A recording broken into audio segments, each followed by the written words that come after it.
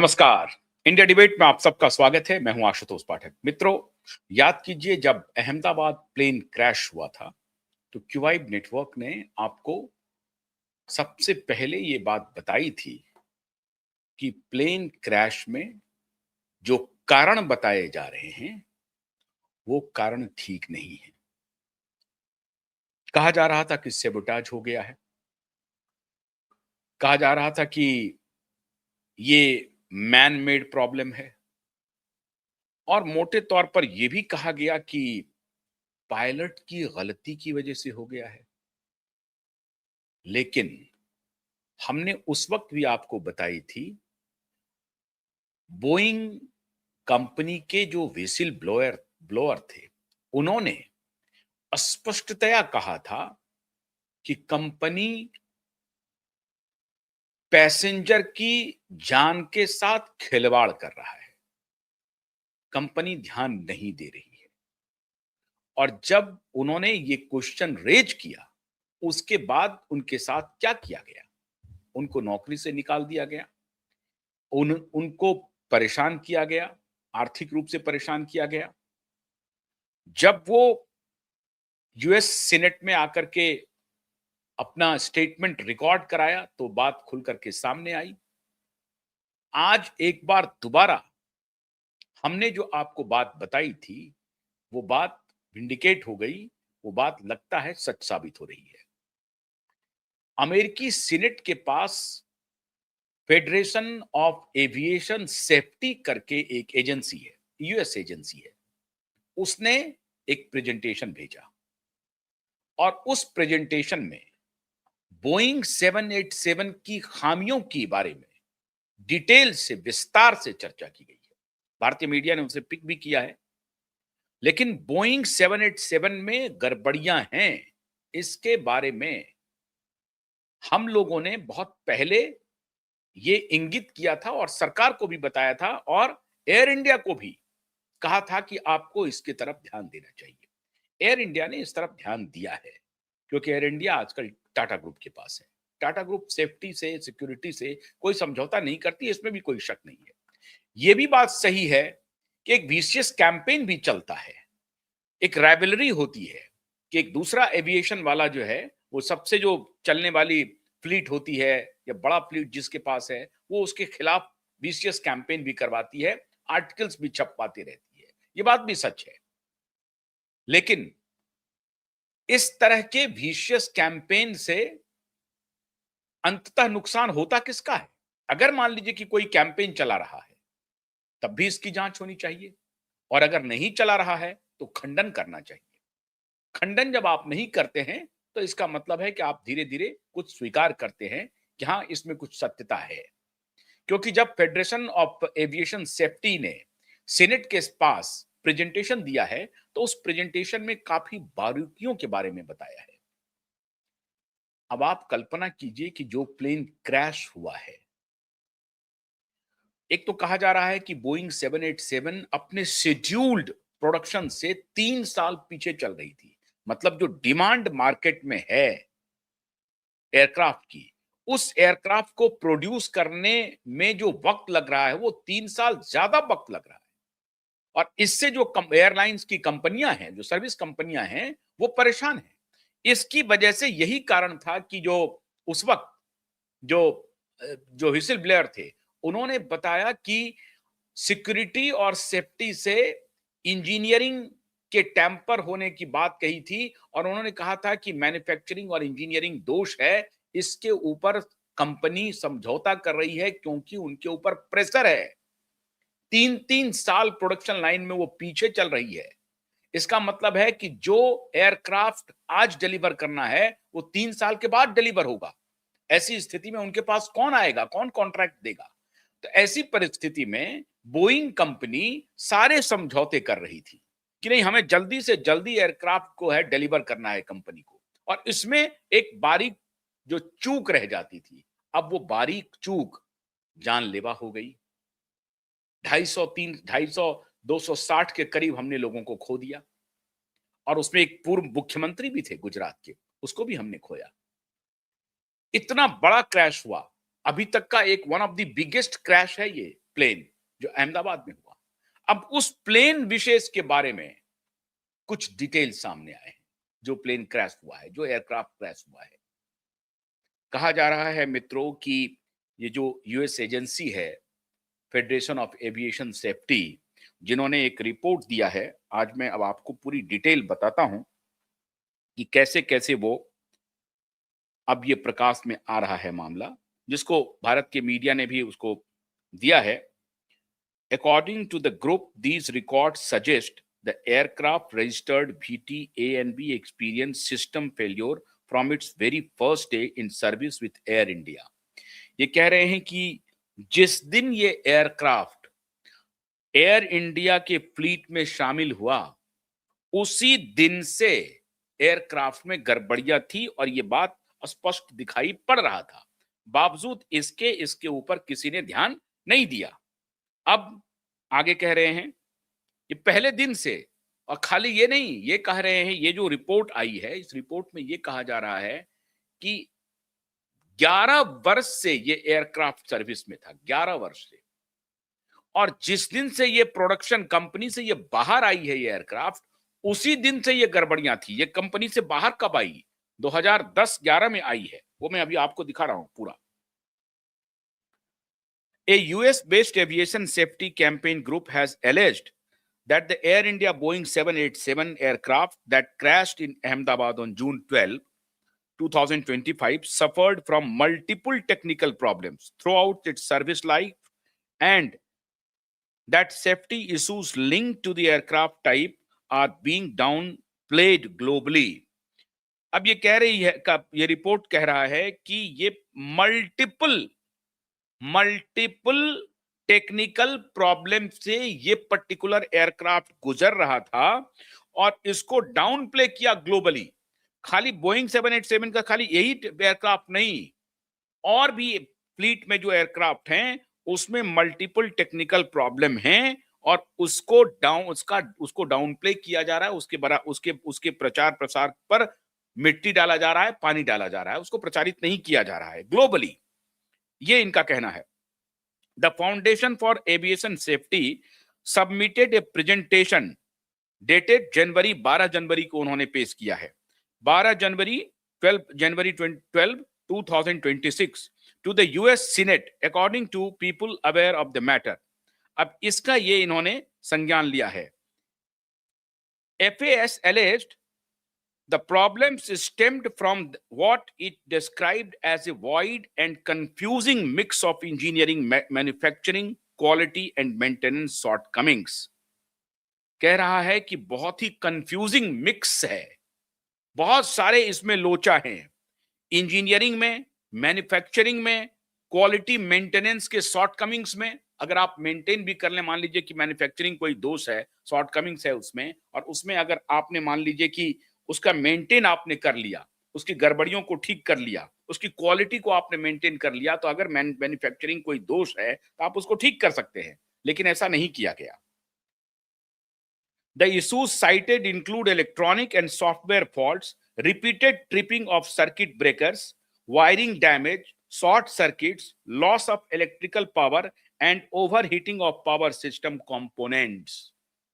सारे चीज का इन्होंने डिटेल दे ही दिया है साहब। The issues cited include electronic and software faults। Software में फॉल्ट दिख रहा है, इलेक्ट्रॉनिक सॉफ्टवेयर में फॉल्ट दिख रहा है, ट्रिप हो रहा है लगातार, repeated tripping of circuit breakers, wiring में डैमेज हो रहा है, शॉर्ट सर्किट हो रहा है, लॉस ऑफ इलेक्ट्रिकल पावर है, कहीं पावर मिलता है कहीं नहीं मिल रहा है, उसका भी लॉस हो रहा है, एंड ओवर हीटिंग भी हो रही है, गर्म भी हो रही है एयरक्राफ्ट। ये भी मतलब इंजन का प्रॉब्लम दिखा रहा है।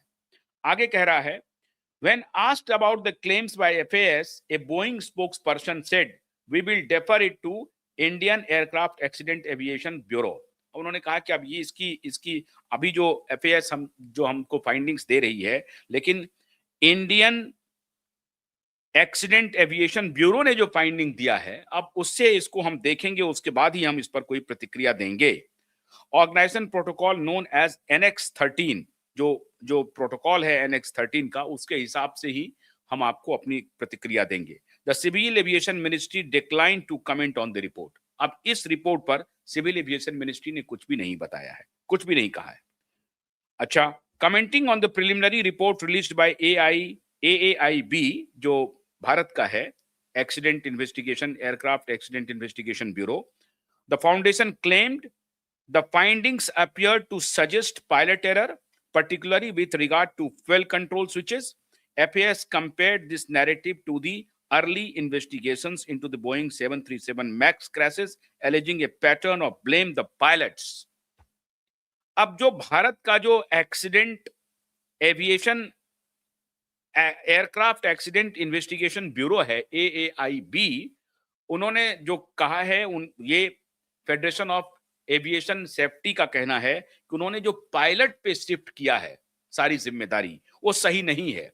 और ऐसा एक पैटर्न दिख रहा है कि जब बोइंग 737 मैक्स का क्रैश हुआ था तो उस वक्त भी पायलट के ऊपर शिफ्ट कर दिया था सारी गलती। ये पायलट की गलती की वजह से एयरक्राफ्ट क्रैश हुआ है, इसमें टेक्निकल फॉल्ट नहीं है, कहीं भी नहीं है, ये कहना है। अब FAS claimed Boeing 787 program was more than 3 years behind scheduled, and इसके बारे में मैंने आपको बताया हुआ है, and ran billions of dollars over budget.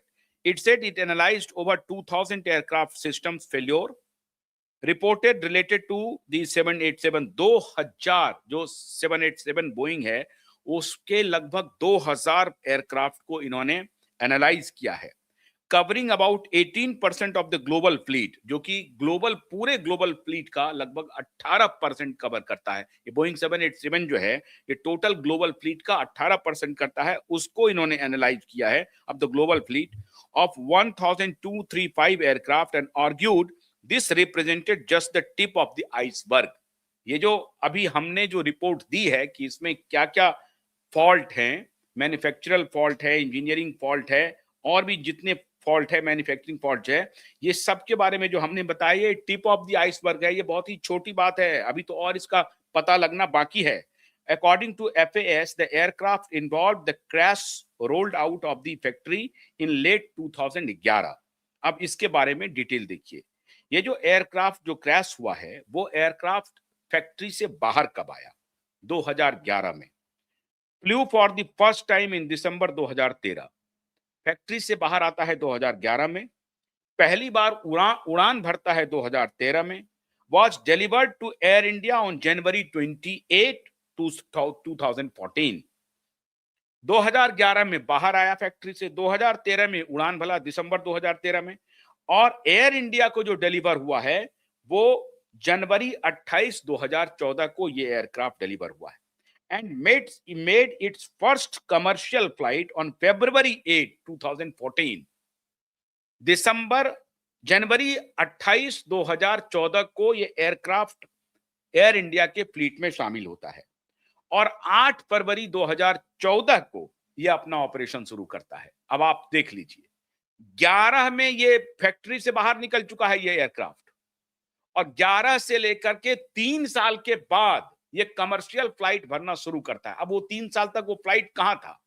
क्या उसकी कोई देखभाल हो रही थी, नहीं हो रही थी? ये तो कंपनी जरूर होती होगी, ऐसा तो है नहीं कि आपने फैक्ट्री से बाहर निकाल दिया तो वो आकर के डंप कर दिया है और उसका कोई मेंटेनेंस नहीं होगा। ये तो इम्पॉसिबल है, मेंटेनेंस तो होता ही होगा। लेकिन जो सवाल है कि इसका जो डेटा कह रहा है कि 2011 में ही वो फैक्ट्री से बाहर निकला है, और पहली बार जो कमर्शियल फ्लाइट उड़ान भरती है वो फरवरी 2014 में भरती है, 8 फरवरी को। The foundation alleged that the documents in its possession indicate system failures began the day the aircraft arrived in India। अब ये सबसे बड़ा कैच लाइन है, पहले ही दिन सिस्टम फेल्योर की बात पता चल गई थी। जिस दिन भारत ये एयरक्राफ्ट आया और एयर इंडिया के फ्लीट में शामिल हुआ, उसी दिन इस एयरक्राफ्ट के सिस्टम फेल्योर की खबर सामने आई थी। ये federation of aviation of safety जो है वो डिक्लेयरली अलेज कर रहा है, आरोप लगा रहा है, कह रहा है। पहले ही दिन पता चल गया था और फरवरी 1 2014 को ये पता चल गया था। फरवरी 1 फरवरी 2014 को ये भारत आया था, ये एयरक्राफ्ट जो क्रैश हुआ है, मैं उसकी बात कह रहा हूं, उसी के बारे में ये पूरा डिटेल है। डिटेल्ड इंक्वायरी है ये, फेडरेशन ऑफ एविएशन सेफ्टी का ये डिटेल्ड रिपोर्ट है जो कि अमेरिकी सीनेट को पेश किया गया है कि भाई कोई बोइंग 787 बोइंग कंपनी जो है वो अमेरिका की कंपनी है, बहुत बड़ी कंपनी है, आपको मालूम है। अब इस बोइंग कंपनी का अगर कोई प्लेन कहीं पर किसी भी फ्लीट में किसी भी एयर सर्विस प्रोवाइडर कंपनी में क्रैश करता है तो ये उनके लिए काउज ऑफ कंसर्न है, बहुत बड़ा कंसर्न है। और इसी काउज ऑफ कंसर्न की वजह से उन्होंने इन्वेस्टिगेशन को लॉन्च किया था और उस इन्वेस्टिगेशन के बाद ये सारे डिटेल निकल करके सामने आ रहे हैं। And continued through out it's 11 year service life, 11 साल की ये सेवा दी है, मतलब 2014 से लेकर के जब ये 25 में जो क्रैश हुआ है तब तक ये 11 साल तक अपनी सेवा दिया। The group alleged these included repeated electrical failures. अब बताइए, शिफ्ट कर दिया आप पायलट के ऊपर, और अभी तक वो रिपोर्ट जो है भारत सरकार की तरफ से जो आया है, वो जो एविएशन डिपार्टमेंट की तरफ से जो एक्सीडेंट्स जो कमिटी बनी है AAIB, उनका एलिज किया है कि वो पायलट और इस सब के ऊपर शिफ्टिंग, अभी पूरी डिटेल रिपोर्ट अभी तक नहीं आ पाई है। अब ये कह रहे हैं कि the group एलिज्ड these included repeated electrical failures, लगातार इलेक्ट्रिकल फेल्योर्स इसमें हो रहे थे। इस 11 वर्ष की इस एयरक्राफ्ट की सेवा में लगातार इलेक्ट्रिकल फेल्योर्स की खबरें आ रही थी। Smoke and fumes, electrical surges, overheating of power distribution components, power distributing components में ओवरहीटिंग की खबर आ रही थी, धुएं निकल रहे थे, फ्यूम्स हो रहा था, ये सारी इलेक्ट्रिकल सर्जेस सारे सामने आ गए थे। मैंने कुल मिलाकर के इलेक्ट्रिकल फेल्योर्स अगर टोटलिटी में आप कहें तो वो सामने आ रहे थे। लोगों को ऐसा नहीं था अनभिज्ञ हो गया था, लोग को जानकारी नहीं थी और सडन ये क्रैश कर गया। अब ये डिटेल आ रहा है फेडरेशन ऑफ एविएशन सेफ्टी के तरफ से। अब ये जो संस्था है, इस संस्था ने अपनी फाइंडिंग दे दी होगी, ये थर्ड पार्टी हो सकती है कि कोई संस्था हो, उन्होंने अपनी फाइंडिंग दी होगी, भाई गवर्नमेंट पर नहीं, उस पर नहीं, एक्सपर्ट्स की कमिटी होगी, उन्होंने कहा होगा, अमेरिकी सरकार ने कहा होगा या बोइंग ने कहा होगा कि इसकी थर्ड पार्टी हम एनालिसिस करवाना चाहते हैं, इन्वेस्टिगेशन करवाना चाहता है। तो सारे डॉक्यूमेंट्स को लेकर के अब जो सारे डॉक्यूमेंट्स उनको मिले हैं उस आधार पर ये कहा जा रहा है। अब देखिए साहब, as example FAS alleged there was a fire in January 2022। अब ये एग्जाम्पल साइट कर रहे हैं कि किस डेट में कब ये इसमें गड़बड़ी आई थी, उसका भी वो अकाउंट दे रहे हैं। 22 जनवरी 2022 में आग लगने की खबर आई थी इसी एयरक्राफ्ट में, in the P100 primary power panel. अब प्राइमरी पावर पैनल के बारे में मेरी कोई दक्षता नहीं है, मैं कोई विद्वान नहीं हूं, ये एविएशन के जो एक्सपर्ट होंगे, मैं तो टोटलिटी में आपके सामने जो रिपोर्ट्स आई है वो मैं आपके सामने रख रहा हूं। जो एविएशन एक्सपर्ट्स होंगे उनको पता होगा कि ये P100 प्राइमरी पावर पैनल क्या है, लेकिन इसी पावर पैनल में आग लगने की खबर कही जा रही है, which it said caused extensive damage around the L2 bus tie breaker। अब ये भी मैं नहीं जानता हूं भाई साहब कि L2 बस टाई ब्रेकर क्या है, ये भी एविएशन के एक्सपर्ट ही बताते हैं, लेकिन ये कह रहे हैं कि उसमें खराबी आई थी इसकी वजह से। A safety and power distribution device and wiring requiring the entire panel to be replaced. It also alleges that in April 2022, जनवरी 2022 को भी हुआ, और in April 2022 the aircraft was grounded due to faults link to the landing gear indication system. अब बताइए साहब, और कितना आपको बताया जाए, और अभी भी आप कहे जा रहे हैं कि ये तो पायलट्स का खेल है, पायलट्स की गलती की वजह से हुआ। मेडे मेडे जब आया, ब्लैक बॉक्स जब आया है, तो उसमें एक आवाज आई है, have you switched off? And the next pilot, the other pilot said, no I haven't. No, I have not. पहले जो सीनियर पायलट हैं वो जूनियर पायलट से पूछते हैं कि क्या आपने स्विच ऑफ किया है, वो जो जो जो पुल करके ऑफ और ऑन करते हैं जिससे कि आप थर्स्ट लेते हैं। उसको पूछ रहा है, सीनियर पायलट पूछ रहे हैं कि क्या आपने बंद किया है, तो वो कह रहा है कि नहीं, ये रिकॉर्डेड है। फिर भी आपने क्या किया, फेंक दिया। पायलट की गलती हो गई साहब, सेबोटाज हो गया। मतलब जहां पैसे का खेल है, जहां कंपनियां पैसे दे रही हैं, तो आपके जान की कीमत कौड़ी की है। यही है कहानी। और जब डिटेल आती है अब ये सामने, हालांकि देखिए मैं ईमानदारी से अगर बताऊं तो जैसे अभी एयर इंडिया ने, मैं बड़ा मैं आप उसको कह सकते हैं कि मैं बहुत मुझे अच्छा लगता है, अभी एयर इंडिया का थीम सॉन्ग बनाया है महादेवन ने। और दूसरे फ्लाइट में आप जाएं और एयर इंडिया के फ्लाइट में जाएं, तो आप बहुत सूदिंग, बहुत अच्छा प्रतीत होता है।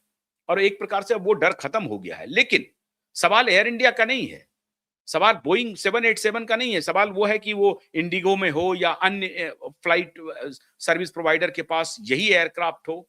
एयरक्राफ्ट की बात मैं कह रहा हूं कि एयरक्राफ्ट कौन है।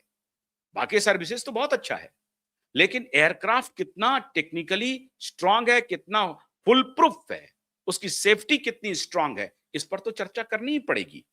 अब आगे वो कह रहे हैं कि अप्रैल में ग्राउंड कर दिया गया था, टेक्निकल गड़बड़ियों की वजह से रोक दिया गया था, फ्लाइट रुक गया था। ग्राउंडेड का मतलब हुआ था कि फ्लाइट रोक दिया गया था इसी फ्लाइट का। It also alleged that in April 2022, the aircraft was grounded due to faults linked to the landing gearbox, landing gear indication system. अब लैंडिंग गियर इंडिकेशन सिस्टम जो है उसमें कुछ गड़बड़ी आ गई थी और उसको वो लोग ठीक नहीं कर पाए थे, तो बहुत दिनों तक, कुछ दिनों तक इसको ग्राउंड कर दिया गया था। ये टेक ऑफ के सर्विस में नहीं था। Following which multiple components were replaced. इसको ध्यान में रखते हुए बहुत सारे कंपोनेंट को रिप्लेस किया गया था, ये बात सही है। Including A proximity sensing data concentrator module and remote power distribution unit. Proximity sensing data concentrator module एक, और दूसरा रिमोट पावर डिस्ट्रीब्यूशन यूनिट, इसको भी रिप्लेस किया गया था। The report attached pictures but did not include supportive documents. अब supportive documents उन्होंने अभी इस रिपोर्ट में दिया नहीं है। The P100 panel is a critical power distribution unit. अब यही P100 के बारे में फिर मैं कह रहा हूं कि मैं एविएशन एक्सपर्ट नहीं हूं, ये वही बताएंगे। मैं तो सिर्फ आपको रिपोर्ट साइट कर रहा हूं जो फेडरेशन ऑफ एविएशन सेफ्टी ने अमेरिकी सीनेट को दिया है। अब उसमें कह रहा है कि the P100 panel is a critical power distribution unit located in the aft electronics bay. It receives power from the left engine and supplies electricity to several aircraft systems. अब ये पावर जो डिस्ट्रीब्यूट करता है, उसी panel में असली गड़बड़ी पाई गई थी। The foundation also claimed similar electrical system failures have been observed in other Air India 787 aircraft. आप बीच में देखते होंगे कि एयर इंडिया के इस एयरक्राफ्ट में फलाना प्रॉब्लम हो गया है, फलाना प्रॉब्लम हो गया है, बीच में काफी चला था। तो उसको ये एक प्रकार से कोरोबरेट कर रहा है, ये जो रिपोर्ट है ये एक प्रकार से कोरोबरेट कर रहा है कि ये इसके पहले भी एयर इंडिया के 787 एयरक्राफ्ट में बहुत सारी गड़बड़ियां पाई गई थी, as well as in 787 registered in the US, Canada and Australia. America में भी जो 787 की रजिस्टर्ड एयरक्राफ्ट है, कनाडा और ऑस्ट्रेलिया में भी जो है, उसमें भी गड़बड़ियां पाई गई थी। खाली भारत के में जो 787 बोइंग विमान रजिस्टर्ड है, मोस्टली एयर इंडिया के साथ या अन्य कंपनियों के साथ, उसमें जो गड़बड़ियां मिली थी, साथ साथ यूएस, कनाडा और ऑस्ट्रेलिया में जो एयरक्राफ्ट रजिस्टर्ड है, उसमें भी गड़बड़ियां मिली थी। In its assessment, FAA said passengers and crew fly on 787 aircraft without being aware of what it termed ongoing public safety issues. It alleged that Boeing, Air India, and Indian government officials were withholding safety information and called for criminal investigations by US authorities. अब ये जो सवाल है इनका, ये बहुत गंभीर सवाल है। मैं इस पर कोई टिप्पणी नहीं करना चाहता हूं। इन्होंने भारत सरकार के ऊपर भी सवाल खड़ा किया है कि वो बहुत सारे सेफ्टी इश्यूज को वो विथेल्ड कर रही है, रोक करके रखी हुई है, और ये एक क्रिमिनल इन्वेस्टिगेशन की डिमांड कर रहा है इसमें कोई शक नहीं है। इतने लोगों की जान गई और इसके लिए अगर इन्वेस्टिगेशन थॉरो नहीं हुआ कि what was the actual reason, we have all the right to know what was the actual reason of the crash. Therefore, a thorough criminal or non-criminal investigation is needed. Therefore, QY also demands a thorough investigation. We should have their reality on our table. It also urged the US National Transportation Safety Board, NTSB, to disclose relevant information with the AAIB, जो भारत का है, उनके साथ investigation team, and called on the US Federal Aviation Administration, FAA, to investigate all reported 787 system failures and conduct inspections across the fleet.